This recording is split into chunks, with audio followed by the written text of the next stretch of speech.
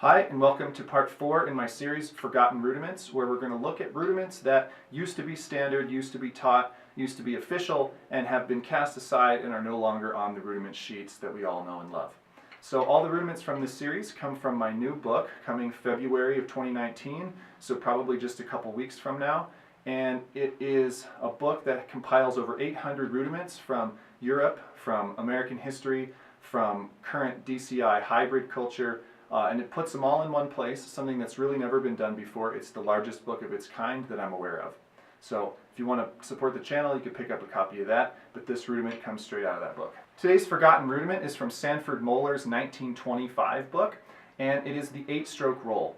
Now, I've done a video previously where I had surmised that there should be an 8-stroke roll based on the logic of having a 7-stroke and a 9-stroke. Why is there not an 8-stroke in the middle? And of course, there is an 8-stroke in the middle, but since it's a forgotten rudiment, it's because we've forgotten it, or we don't commonly teach it anymore, that it's not on the sheet. That's why I didn't know about it.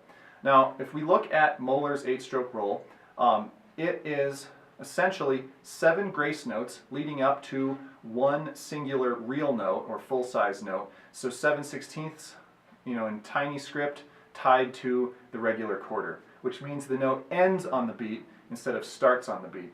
Now, that's a little weird, but it's okay. It's just another way you can play a roll. So the way that he has it written is 1, 2, 3, 4, 5, 6, 7, 8, with 2 accents on the end, which makes it much like a 10-stroke roll, where you have all the doubles leading up to 2 single accents. You can also play it on the right side, 1, 2, 3, 4, 5, 6, 7, 8. And the only trick to this rudiment is really getting the accents in correctly towards the end. So the way you're going to want to play this rudiment is to use an upstroke on the notes preceding the accents so that you can get them in easily at a quick tempo. So essentially the way it's going to work out is you're going to go left, left, right, right, left, left, right, left. So you have to have those upstrokes in there to get them in the downstrokes to make accents on the next hit.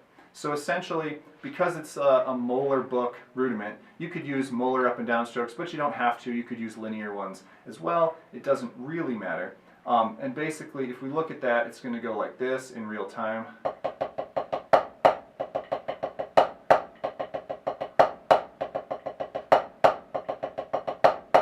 So you see I'm lifting my arms up early to get the accents to come down without having to fight to get them in.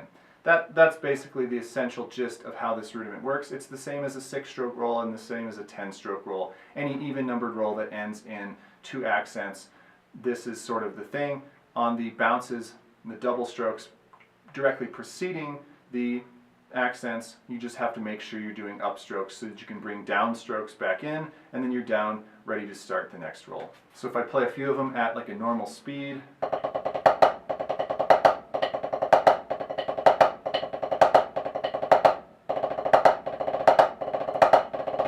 now, Moeller's book was written in 1925. It was during the Jazz Age, but when he wrote it, he says explicitly in there that he teaches the way of the ancients, and the ancients to him meaning the Civil War era drummers. So kind of weird that the only mention of the 8-stroke roll actually comes up in his book. No preceding sort of official drum manual that I've ever read contains the 8-stroke roll, but maybe it just didn't make it in there. Maybe the authors of the books at the Civil War time thought that it was obvious that there should be an 8-stroke roll, and he just decided to make it explicit. Okay, there is an 8-stroke roll. We don't really know, at least I don't really know. That wasn't made clear in anything that I've looked at, but it doesn't really matter. If you have a 7 and you have a 9, you should have an 8. Moeller thought so, and maybe so did the ancients. So thanks for watching. Again, all the rudiments in this series come up in my book, Encyclopedia Rudimentia, which is coming out February 2019. It's going to be on Hudson Music. Get it on Amazon, yada, yada, yada. Basically, if you buy a book, you support the channel. You also get the biggest collection of rudiments that have ever been put together. Rudiments from all kinds of weird places that you would not normally see. So it's worthwhile for beginners, professionals, teachers, students. Everybody probably ought to get this book just for a better understanding of rudimental drumming. Thanks.